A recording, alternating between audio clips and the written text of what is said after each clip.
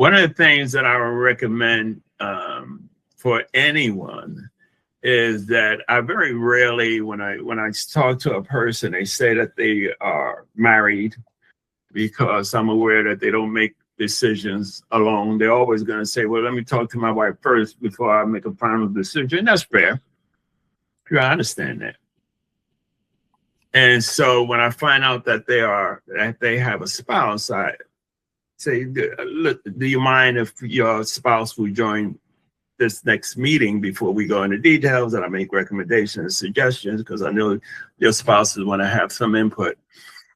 And that's very valuable for a lot of different reasons. And oftentimes you don't know who the real decision maker is just because it's the employee that you talk, that this plan is directed towards. It may be the spouse that's the decision maker. And so that you get them on board. And also, I'm sure whatever you're going to show them is much better than where they're at. And that spouse can chime in too. And I asked the spouse, what do you think of this plan? I asked both of them, what do you, after you do your presentation and the pros and the cons and the reason why this fixed index annuity, whatever company, it would be a better solution for them. One of the things I asked them both,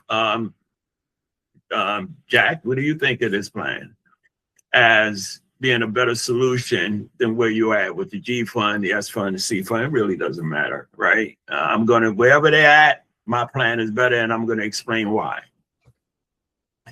And then the employee, let's call him Jack, would say, well, I like it or I don't like it. They usually do. They don't, very seldomly say they don't like it. I like it for this reason. And then I asked the spouse, Deborah, what do you think of the plan? I want you to be quite honest. What do you like about what I suggested, recommended, and to please tell me what you don't like, so that everybody is on the same page. And so, well, Mr. Marvin, I like it because of this or that, or what I just don't understand this. And can you explain this to me a little bit in more detail?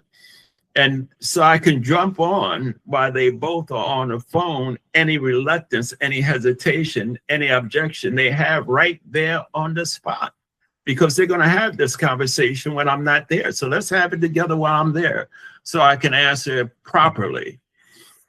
And that's very, very important. So I just wanted to share that with you, Ty, and anyone else. Try always to get both of them together. I don't mind waiting. Well, my spouse is out of town. My spouse is on vacation. I really don't mind waiting a week or two or even 3 when I can speak to both of them at the same time.